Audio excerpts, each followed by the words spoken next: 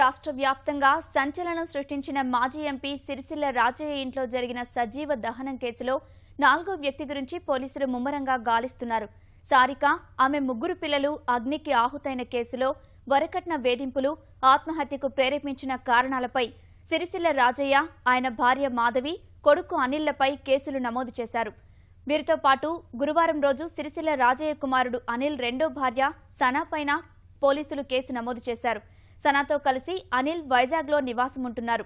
ప్రస్తుతం సనా తన పిల్లలతో కలిసి హైదరాబాద్కు వచ్చినట్లు సమాచారం. సనాను అదుపులోకి తీసుకునేందుకు హన్మకొండ నుంచి ప్రత్యేక పోలీసు బృందం గురువారం రాత్రే హైదరాబాద్కు వెళ్లింది. ఈ సమాచారంతో సనా అజ్ఞాతంలోకి వెళ్లినట్లు తెలుస్తోంది. హైకోర్టు నుంచి ముందస్తు బెయిల్ కోసం ప్రయత్నాలు చేస్తున్నట్లు సమాచారం.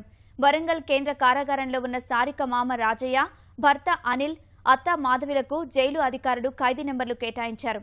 వీరిలో మాజీ ఎంపీ రాజయ్యకు ప్రత్యేక సౌకర్యాలు కల్పించినట్లు సమాచారం.